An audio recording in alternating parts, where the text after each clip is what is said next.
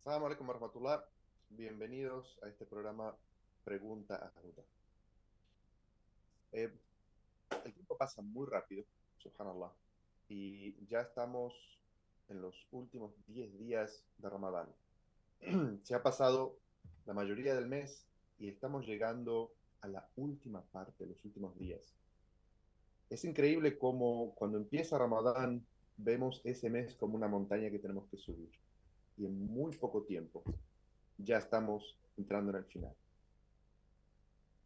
Sheikh al-Islam Ibn Taymiyyah decía, cuando comenzaban las 10 últimas noches de Ramadán, los salaf duplicaban la adoración.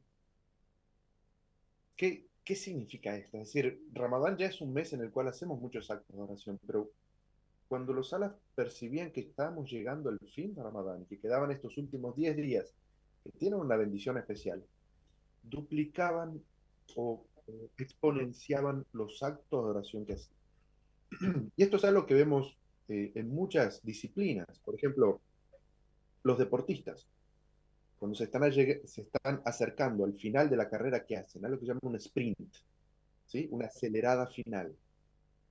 Los pilotos hacen exactamente lo mismo. Aceleran a todo lo que pueden y hasta llegan a quemar el motor. ¿Y hay algún estudiante que duerma la noche antes del examen?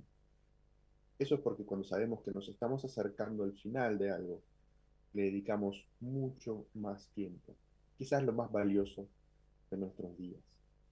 Entonces, ¿qué es lo que podemos hacer en estos 10 últimos días de Ramadán? Primero, aumentar la cantidad de oraciones de salawat que hacemos por la noche. Aumentar la cantidad, aumentar el largo, la extensión de cada una de estas oraciones, aumentar el tiempo que recitamos del Corán dentro de la oración, hacer el ruku más largo, hacer el sujud más largo, aumentar en el dua que estamos haciendo dentro del sujud. Obviamente, cuando estamos haciendo estas oraciones en la mezquita, los imames intentan no eh, alargarla demasiado porque obviamente hay niños, hay personas mayores, hay personas que tienen dificultades, pero cuando estamos solos, pasando en casa, aprovechando los espacios de intimidad que tenemos, o si, por ejemplo, hemos decidido quedarnos algún día en la mezquita, las oraciones individuales que hacemos en estos días debemos alargarlas mucho más. También el profeta sallallahu alaihi wasallam, cuando llegaban estos últimos 10 días, el profeta sallallahu alaihi wasallam prácticamente se quedaba toda la noche levantado en oración. Y además despertaba a su familia para que también rece. Y el profeta sallallahu alaihi wasallam se alejaba o se apartaba del lecho conyugal. Es decir, se dedicaba estos 10 días a la adoración. Creo que tenemos una llamada que está entrando. La hermana Fátima desde Venezuela, una pregunta, adelante. Assalamu alaikum, hermano. Aleikum salam wa rahmatullah. Jazakallah Jairan por esta edición de oro, mashallah. Un día importante, inicio de la primera noche impar de nuestro amado Ramadán. Hermano, Gracias. una solicitud, consejos para los enfermos que están.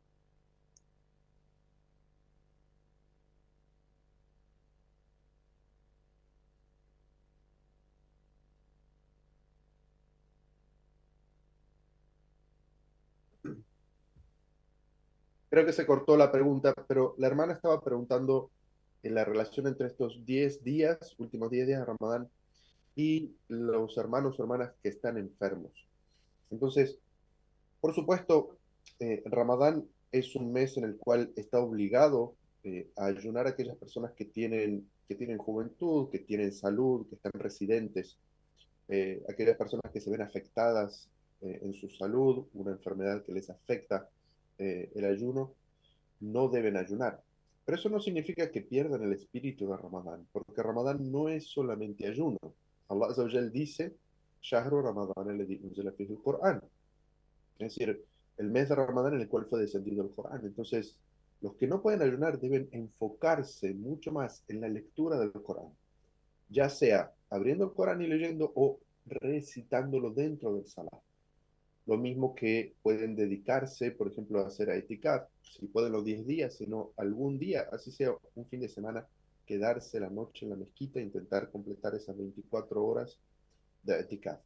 Y aumentar, por supuesto, las súplicas. Y una obra muy recomendada también en Ramadán es la caridad. Invitar a las personas a romper el ayuno a su casa, llevar comida a la mezquita y dar caridad a aquellas personas que lo necesiten. Todas estas acciones tienen muchísima recompensa y están muy ligadas al espíritu de Ramadán. Aunque no pueda ayunar porque está enfermo, puede hacer todas estas actividades. Barakallahu. Ahora, es, es muy interesante que el profeta sallallahu alaihi wasallam en estas últimas 10 noches prácticamente no dormía. Pasaba casi toda la noche en oración. Y además, no lo hacía como algo individual, sino que también el profeta sallallahu alaihi wasallam levantaba a su familia, despertaba a su familia. Y esto es algo que es muy importante. A veces algunos padres o madres se concentran demasiado en la adoración individual y no le prestan atención a sus hijos o a otras personas que pueden vivir con ellos en la casa. Es importante que el espíritu de Ramadán se traslade a toda la casa, es decir, despertar a nuestros niños, a nuestros hijos, para que recen algo durante la noche, para que nos acompañen en el sohor, eh, para que estén envueltos en lo que es el ambiente de Ramadán. Eh, a Aisha, radallahu anha, su esposa, dijo, no sé de un mes en el cual el profeta sallallahu alaihi wasallam leyera o recitara el Corán durante toda la noche, se dedicara en vigilia durante toda la noche hasta el amanecer y lo ayunara completo excepto Ramadán. Así que Aisha radallahu anha nos relata tres cosas que hacía el profeta sallallahu alaihi wasallam en el mes de Ramadán. Leía mucho Corán, recitaba mucho Corán, rezaba mucho durante la noche y ayunaba todo el mes. Estas eran cualidades que estaban siempre en el comportamiento del profeta sallallahu alaihi wasallam, pero que se notaba que era especial en el mes de Ramadán. Si bien el profeta siempre se levantaba a rezar por la noche y siempre recitaba Corán, su esposa que vivía con él sentía que en Ramadán era algo especial. Así que, eh, ¿cuánto podemos leer del Corán? ¿Cómo podemos hacer para leer más del Corán? Recuerdo una anécdota, a un sabio le fue preguntado sobre cómo era la relación de los sahaba, los compañeros del profeta, con el Corán. Entonces este sabio les dijo, la misma relación que ustedes tienen con el celular. Es decir, si miramos cuántas veces durante el día y la noche desbloqueamos el celular para mirar y cuánto tiempo nos quedamos mirando el celular, pasamos de una aplicación a otra, de Instagram a WhatsApp, de WhatsApp a TikTok y de ahí a Messenger y si no miramos en Facebook. Y a veces, después de 20 minutos o media hora o una hora de estar con el celular, nos preguntamos, ¿y para qué fue que desbloqueé el celular? Es decir, estamos completamente absortos y concentrados en el celular. Y sabio dice, así era la relación de los sahabas con el Corán. Constantemente estaban volviendo al Corán, repasando el Corán, concentrados en el Corán, recitándolo, repasándolo entre ellos. Y lo consultaban a diario. Entonces, así debemos, en estos 10 días, quizás dejar de lado un poco el celular, tener ciertas horas en las que lo vamos a mirar y el resto dejarlo apartado para concentrarnos mucho más en la lectura del Corán. Quien lo pueda leer en idioma árabe es lo mejor. Quien no pueda, que haga una lectura reflexiva en su idioma, en idioma español, reflexionando e interiorizando los significados. Tenemos una nueva llamada. Nos llama el hermano Yacine desde Paraguay. Adelante. Salam alaikum, Sheikh. Eh, Mi pregunta es si la noche del decreto cae en días impares o en días no impares. Sí, el tema de O cuál sea, es si la noche, Leila, es decir, si son las noches pares, si son las noches impares y cuál es esa noche. es algo sobre lo que Allah Azza wa Jal dejó un misterio para nosotros. Es decir, no se especificó qué noche de Ramadán es esa. Hay eh, distintas posiciones entre los sabios, es decir, si son las noches pares o son las noches impares. Las noches impares es una posición que tiene más fortaleza. ¿Y cuál de esas noches, es decir, si es siempre la número 27 o esta cambia? Es decir, puede ser un año la 21, el otro año la 23, el otro año la 25, el otro año la 27 y el otro año la 29. Todas estas son opciones. ¿Y por qué? Porque Allah Azza wa Jal quiere que nos dediquemos a la adoración durante esa noche. Porque el profeta sallallahu alaihi wasallam dijo que man qama laylatul qadr, es decir, quien rece durante la noche de Laylatul Qadr, imanan wa ihtisaban, ghufira lahu ma taqaddama min dhanbi, si le son perdonados todas sus faltas anteriores. Y Allah Azza wa Jal nos dice en el Sagrado Corán, khairun min alfi shahr, es decir, es superior a 1000 meses. 1000 meses es una vida completa.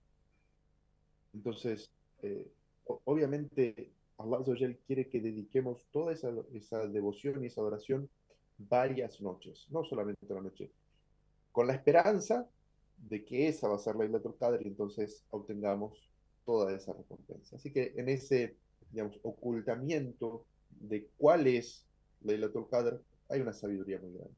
Barakallahu fik.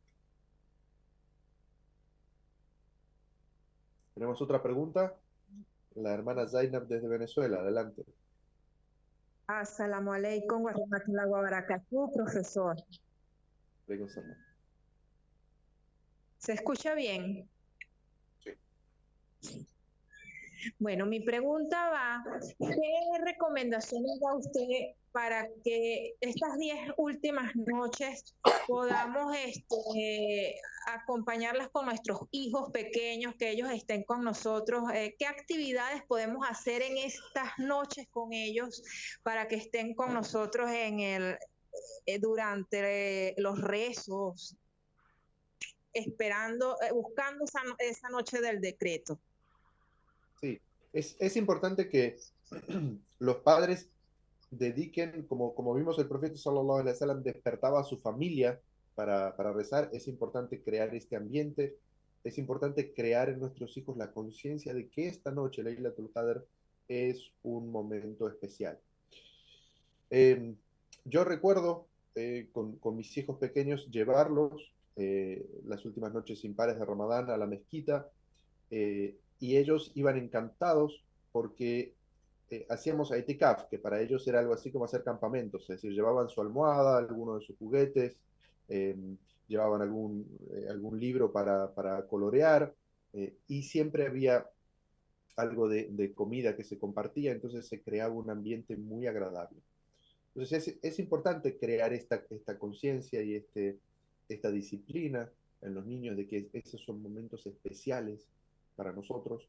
Eh, Digo, obviamente hay personas que tienen más didáctica que otras, hermanos o hermanas que se pueden ocupar mejor de atender a los niños. Y también es bueno después que los niños duerman para que los padres puedan dedicarse a la adoración con más concentración. Barakallahu fikum.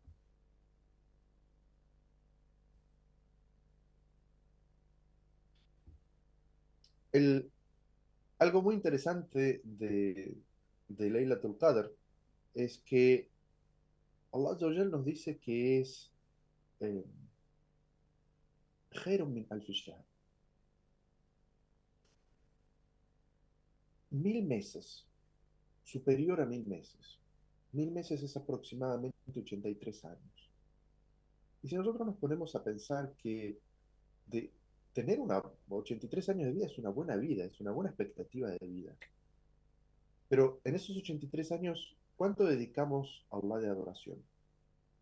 Si descontamos las 8 horas que dormimos, las 8 horas que trabajamos, el tiempo que dedicamos a la familia, quizás 1 hora al día de adoración, es decir, estamos hablando de un 5%. De esos 83 años que tenemos de vida, el 5% lo dedicamos a la ibada, a la adoración. Pero Allah Azza wa Jalla nos está diciendo que esa noche, Laylatul Qadr, es equivalente a 1000 meses. Es decir, es equivalente a una vida de 83 años full, completa de adoración.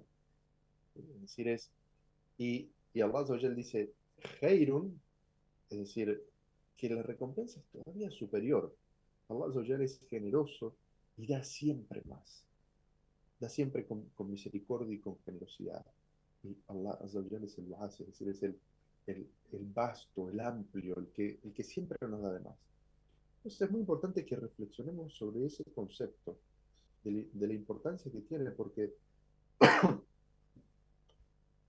si alguien nos dijera que una noche nos van a dar el sueldo equivalente a 83 años de trabajo, estoy seguro que ninguno de nosotros duerme esa noche.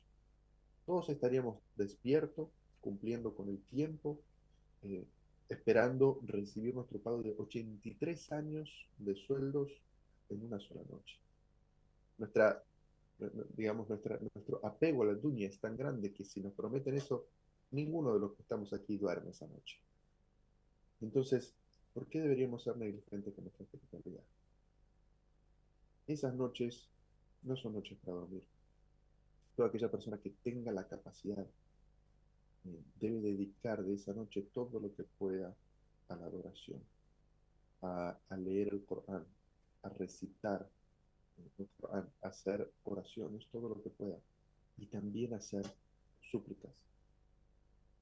A Aisha radhiallahu anha le preguntó al profeta sallallahu alaihi wasallam, dice, si yo supiera que estoy en Laylatul Qadr, ¿qué debería pedir? Allahumma innaka afun tuhibbul afu fa'fu anni. Allahumma, Señor mío, innaka afun, tú eres perdonado. Tuhibbul afu, amas el perdón. Fa'fu anni, perdóname. Porque Allah Azza wa Jal quiere que en Ramadán alcancemos el perdón. Allah Azza wa Jal nos da muchas oportunidades en Ramadán de alcanzar el perdón. Primero nos dice, Man sama Ramadán, quien ayuna Ramadán, imanan wa ihtisaban, con fe y esperanza, ghufira lahu ma taqaddama min dhanbi. Es decir, nos dice que si ayunamos Ramadán tenemos todos los pecados perdonados. Después nos dice Man qama Ramadán, es decir, quien reza durante las noches en Ramadán, con fe y esperanza, también le son perdonados. Y después está quien alcance y rece en Laylatul Qadr, alcance también esta recompensa que es el perdón. Es decir, Allah Azza wa Jalla nos da todas las oportunidades de alcanzar el perdón en este mes. Entonces, Laylatul Qadr es un momento muy especial para buscar el perdón de Allah y pedirle a Allah Azza wa Jalla que perdone todas nuestras faltas. Y obviamente el Laylatul Qadr está dentro de alguna de las últimas 10 noches impares del mes de Ramadán, que son noches que en la posibilidad que tengamos deberíamos ir a la mezquita y hacer itikaf. Hacer un retiro. Todo el año estamos dedicados a la dunya y a nuestras responsabilidades. Pero estas últimas 10 noches son momentos muy especiales para apartarnos en la mezquita. Y estoy seguro que cuando digo la mezquita, muchos imaginan encontrarse con hermanos, comer, charlar, asistir a clases. Pero la itikaf tiene un espíritu distinto. El itikaf significa más aislarse, apartarse. El profeta sallallahu alaihi wasallam ponía una tienda, una carpa en la mezquita y se quedaba ahí adentro, aislado, practicando el aislamiento de la gente, el no relacionarse con la gente, estar todo el tiempo concentrado en la oración. Entonces, eso es algo que es importante, que cuando hablamos de la etikaf no es 10 días de socialización en la mezquita, de compartir todo el tiempo con hermanos, hermanas, y charlar, y dime, y qué dijo, y comer juntos y reírse. Puede haber momentos para esto, pero la itikaf es más para aislarnos y hacer realmente un retiro. ¿Dónde se hace la itikaf? La itikaf se hace en mezquitas. El itikaf debe ser hecho En mezquitas, sobre todo donde generalmente se hace el yumua, para que la persona no tenga que salir de ahí. Uno puede, digamos, como apartarse en su casa, sí, pero no se considera el itikaf. El itikaf se considera cuando uno se aparta y se retira de la mezquita.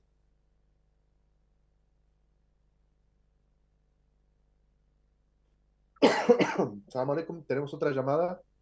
La hermana Vanessa desde Ecuador. Sí, assalamu alaikum, Sheikh. Alaikum salam wa rahmatullah.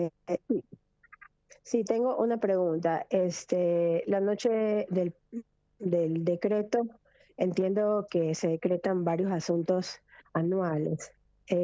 Quisiera que por favor nos explique cómo funciona esto de un decreto, o sea, el del decreto anual, cómo es esto que desciende y eso, porque siempre preguntan sobre este tema y es como necesario entenderlo bien.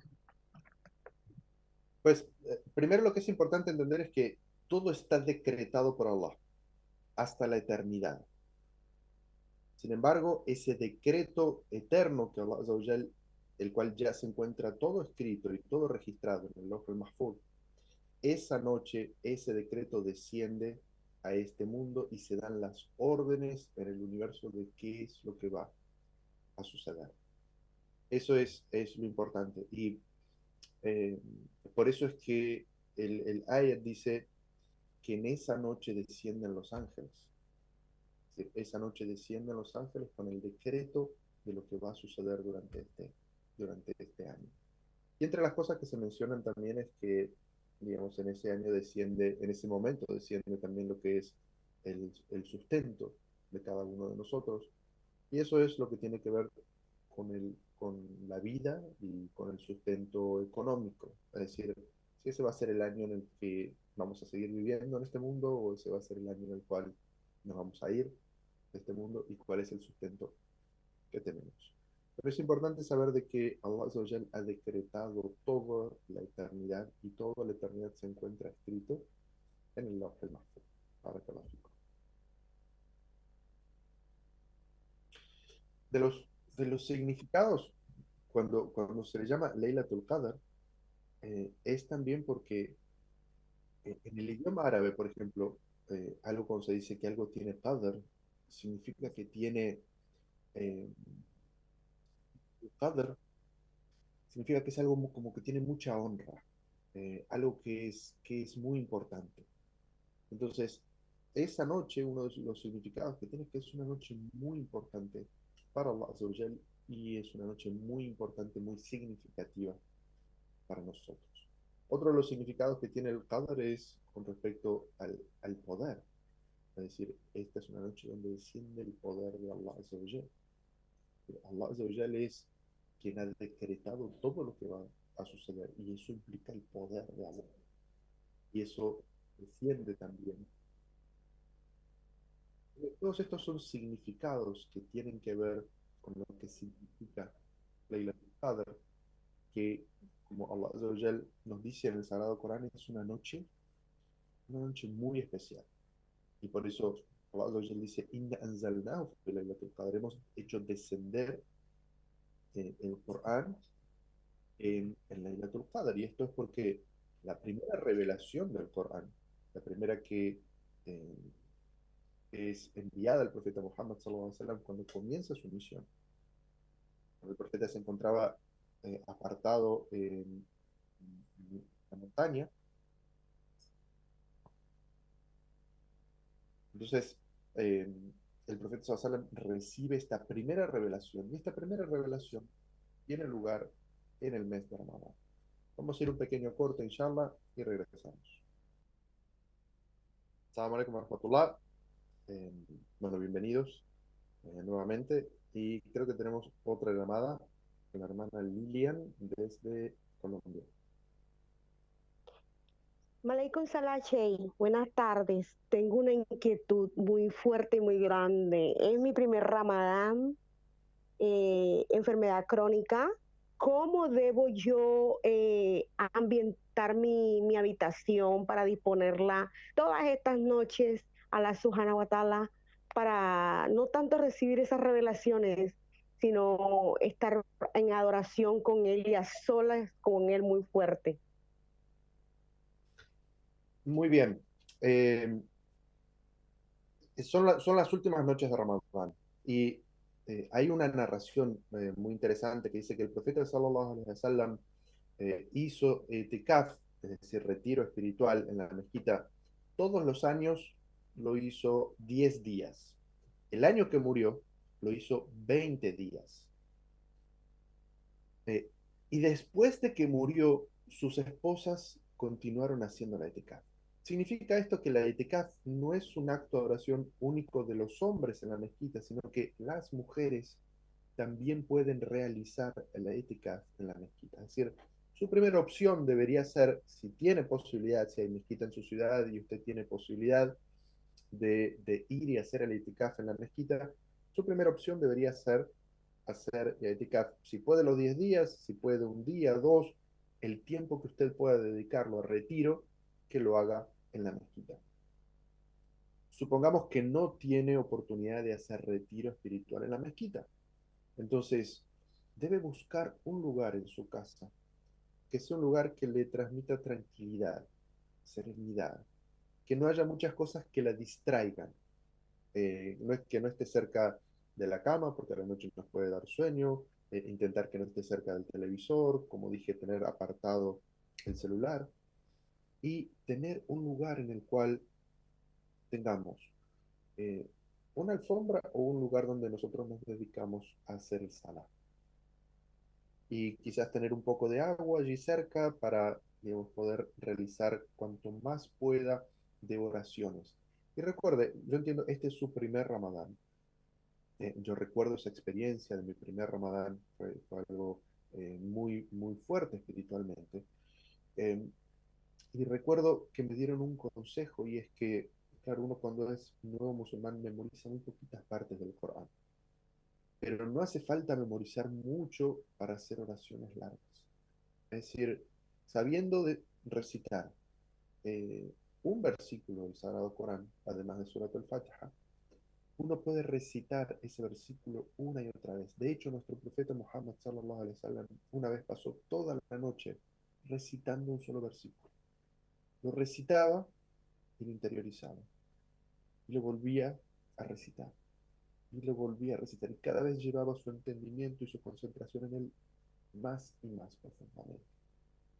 Entonces, no piense que tiene que memorizar grandes partes del Corán para poder hacer oraciones largas, recitando solamente un versículo, que puede ser, por ejemplo, Qul huwa Allahu ahad, di Allah es uno único, y recitarlo, y recitarlo. Y después cuando esté en el rukú, decir la súplica que puede decir ahí, si la conoce, que es Subhana Rabbil Azim, eh, y quedarse y repetirlo muchas veces y hacerlo prolongado. Y después cuando haga el sujud, la inclinación, decir Subhana Rabbil Ala y repetirlo muchas veces y quedarse en esa oración por largos tiempos.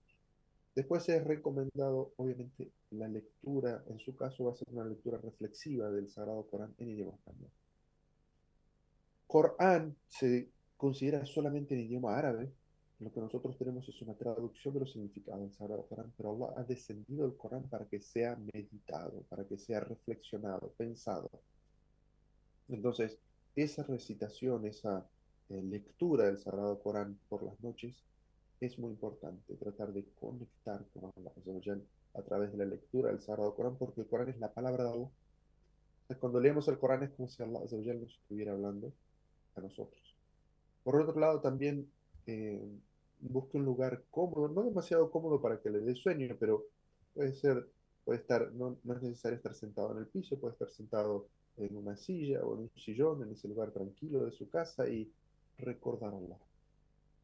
La ilaha illallah, la ilaha illallah, la ilaha illallah, subhanallah, subhanallah. Y interiorizar el significado de cada una de estas frases. No son palabras mágicas, tienen un significado muy importante. Si quiere repetirlos en idioma árabe, en idioma español, también es importante recordar a Allah porque Allah Azza wa Jal dice, "Wala dhikrullahi akbar", es decir, entender en el corazón, el recuerdo de Allah, tener en el corazón el recuerdo de Allah es lo más importante.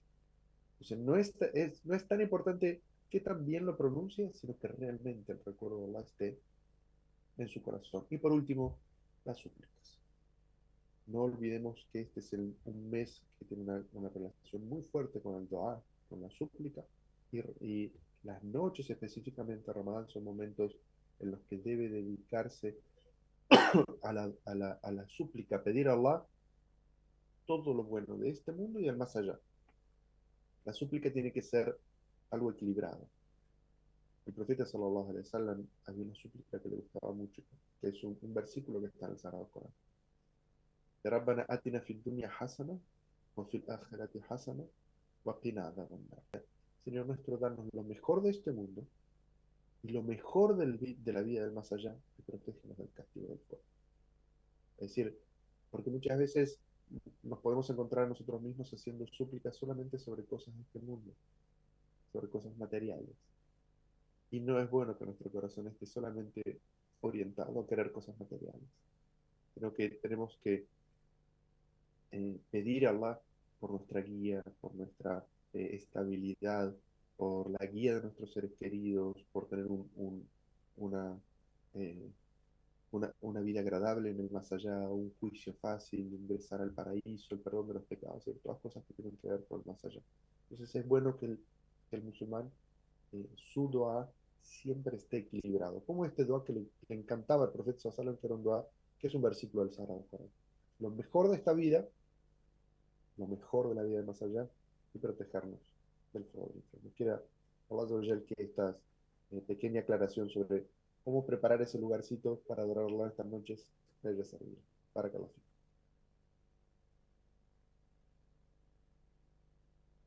Tenemos otra llamada desde Ecuador. Adelante, hermano. Disculpe, Sheikh. Assalamu alaikum. ¿Hay un atikaf o retiro espiritual para las mujeres? Sí, hay un hadith auténtico en el cual Aisha, radhiallahu anha, esposa del profeta, dice: el profeta solía retirarse en itikaf 10 noches cada Ramadán, y cuando él falleció, sus esposas solían hacerlo también. Es decir, el itikaf no es solamente para los hombres, sino que las mujeres también, es un acto de adoración legislado también para las mujeres. A veces puede haber ciertos eh, inconvenientes. eh, no todas las mezquitas tienen todas las facilidades a veces para poder hacer el itikaf y garantizar la seguridad. Entonces, en aquellas que sí lo tengan, es recomendable que las mujeres hagan itikaf en esas mezquitas. Y si de repente es una mezquita muy pequeña o que no tiene las facilidades o que no se puede garantizar la seguridad, es decir, que no vaya a entrar alguien inadecuadamente al lugar de la mujer, eh, o podrían entrar personas, hay mezquitas que tienen el ingreso sin seguridad y podrían ingresar personas desde afuera. Entonces, en esos casos, la prioridad siempre es la seguridad de la mujer. Eh, entonces, en esos casos, quizás lo ideal sería que no hiciera el itikaf en la mezquita. Pero si se dan las condiciones, como vimos en el hadith auténtico, era tradición de las esposas del profeta sallallahu alaihi wasallam después de que él murió, realizar el itikaf. Y quiero aceptarlo de nuestros hermanos y hermanas.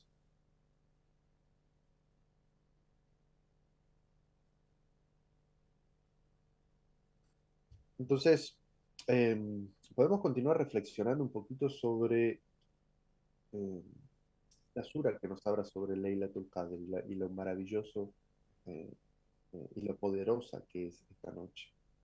Allah Azza wa Jal comienza diciendo: Inna anzalnahu fi Laylatul Qadr. Por cierto que lo revelamos en la noche del decreto.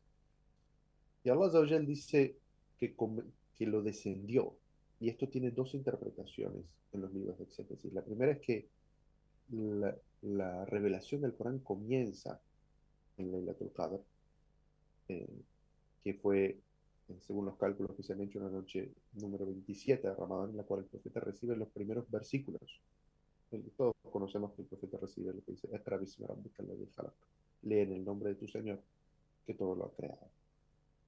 estos primeros versículos eh, pueden ser, digamos, la interpretación de este versículo. Ahora, otros sabios dicen que Allah Azza wa Jal descendió todo el Corán desde los cielos a Sama al-Dunya, es decir, a este cielo. Y desde este cielo es que fue comenzado a descender durante 23 años al profeta sallallahu alaihi wasallam, dependiendo de las situaciones y las preguntas que le hacían. Entonces, a lo que en idioma árabe se llama munajjama, es decir, en, en, como en ocasiones.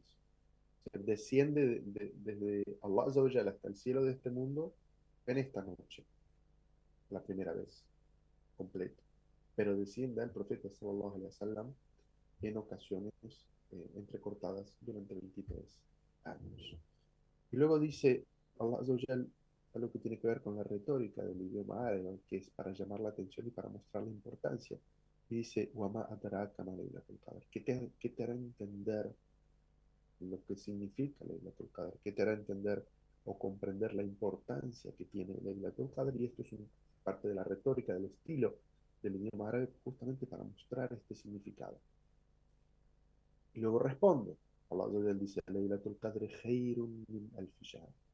La noche del decreto es mejor o superior a 1000 meses. La noche en sí misma, es decir, Laylatul Qadr, la noche en sí misma, es superior a al-Shahr, es decir, es superior a 1000 meses o 83 años. Esa noche en sí misma, ella es superior. Pero hay un significado también incluido, y es que esa es una noche de ibada.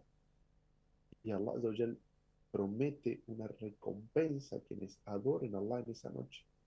Y entonces, esto también podría traducirse como la adoración o la devoción en Laylatul Qadr es superior a la adoración que se podría hacer en 1000 meses, como una forma de incentivar, estimular al musulmán a que saque todo el provecho que pueda de esa noche, porque lo que haga allí es superior a una vida completa de devoción. O sea, los dos significados se encuentran en la traducción. Primero, que esa noche en sí misma es superior, y segundo, que la adoración o la devoción o la ibada que hagamos en esa noche es superior a la ibada que podríamos hacer durante 83 años, que como vimos además, es algo imposible. Es decir, Allah nos dice, es imposible que una persona alcance en toda su vida la importancia o el valor o equipare en una vida de adoración lo que significa Laylatul Qadr, porque ya vimos que qué porcentaje de nuestra vida lo dedicamos a la adoración. Es un porcentaje ínfimo. Y es un 5 como mucho un 10% de nuestra vida la dedicamos a la adoración, el resto se van a otras cosas. Entonces, por eso es que esta noche es superior y tiene un valor ante Allah y un valor en recompensa inalcanzable. Nadie puede decir, bueno, pierdo Laylatul Qadr total, si adoro a Allah toda mi vida alcanzo su recompensa, no se puede. Así de espectacular es la recompensa de esa noche que no puedes equipararla, ni siquiera adorando a Allah Azza wa Jalla toda tu vida. Y eso es como un incentivo que Allah Azza wa Jalla nos da para buscar la adoración en esta noche. Adelante. Tenemos otra llamada, la hermana Joana desde Ecuador. Adelante. Ashe, walaikum salam. Yo soy nueva musulmana y quiero preguntarle cómo diferenciar entre lo que los hermanos hacen por cultura y lo que hacen porque son mandatos de Alá. Bueno, primero que nada, hermana, la felicito por haber entrado al Islam. Le doy la bienvenida a nuestra religión y a nuestra comunidad. Y segundo, su pregunta es muy importante entenderla porque una cosa es el Islam. El Islam es perfecto. El Islam tiene dos fuentes, se encuentra todo registrado en el Corán y la tradición del profeta. Y después hay ciertos comportamientos que tenemos los musulmanes y que responden no a enseñanzas del Corán y de la Sunna, sino a tradiciones culturales. Y esto es porque la naturaleza del Islam es respetar las culturas. El Islam, uno puede ver esto en la peregrinación, cuando llegan musulmanes de todo el mundo a la Meca. Lo único en común que tienen todos esos musulmanes es la creencia y la práctica religiosa. Su cultura, su idioma, su cultura, sus vestimentas, sus comidas, todo varía, todo cambia. El Islam no es una religión que uniforma a las personas. Entonces, cada persona tiene, digamos, culturas distintas. Ahora, hay personas que no tienen una educación religiosa muy, eh, podemos decir, necesaria, no tienen mucha información religiosa, entonces, como ellos crecieron, por ejemplo, en un país de mayoría musulmana, identifican que todo lo que aprendieron, cultura y religión, es parte del Islam. Entonces, desde ellos es muy entendible. Es necesario que ellos aprendan su religión para que ellos mismos puedan distinguir qué es religión y qué es cultura. Y entonces, en su caso, usted lo que tiene que adoptar es la religión del Islam. Aprender del Corán y de la Sunna a través de un sheikh, de un sabio con el cual usted aprenda, que le enseñe lo que es religión. Y lo que es cultura, usted debe conservar o puede conservar su propia cultura y no se hace mejor musulmana ni se convierte en mejor musulmana por arabizarse o pakistanizarse o eh, adoptar cultura egipcia o cultura marroquí o cultura argelina o cultura saudita o cultura kuwaití. Uno no se convierte en mejor musulmán por seguir otra cultura. ¿Sí? Entonces, por eso es importante que usted se remita a personas de conocimiento para aprender el Islam. Va a haber muchas personas que con muy buena voluntad a través de las redes sociales o en la mezquita van a querer orientarla. Nace del amor de los musulmanes a guiarla, pero hay veces nos pueden dar consejos que no son ciertos, nos pueden dar información que no es cierta. Por eso es muy importante que usted eh, siempre recurra a sabios. Mi recomendación es que sabios que estén en Occidente, que lleven la vida en Occidente y que tengan esa separación y entendimiento, aunque vengan de un país musulmán, de lo que es su propia cultura y lo que es la cultura del país en el que ellos están. Entonces, eso es lo que la va a ayudar. Siempre estas personas que les dan consejos a través de las redes sociales o cosas que ustedes pueden leer en internet, pónganla entre comillas o entre paréntesis. Lleve esa información a una persona confiable, a una persona de conocimiento, a un sheikh, y pregúntele, ¿esto es Islam o es cultura? Y entonces la persona de conocimiento le va a poder explicar bien. Y nosotros como musulmanes tenemos la obligación de actuar sobre aquellas cosas que tenemos conocimiento. Y por eso le digo, ponga eso entre comillas o entre paréntesis, porque usted no está obligada a cambiar su vida porque alguien en internet le dice algo.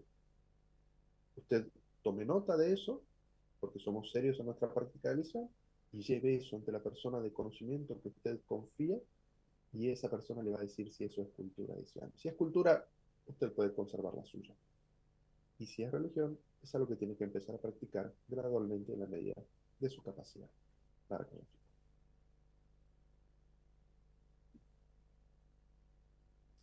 tenemos otra llamada, la hermana Solange desde Ecuador. Adelante, hermano. Salam alaikum. Alaikum salam, rahmatullah. Ok, tengo una duda. Gracias. Mi duda Adelante. es porque me he convertido al Islam hace un mes y medio. Un mes y medio. ¿Hace un mes y medio?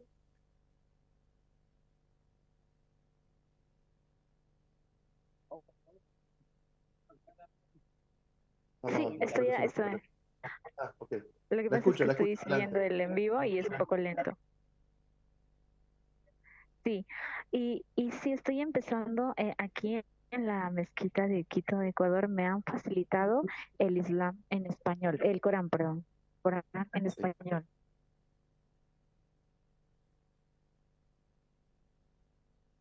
sí.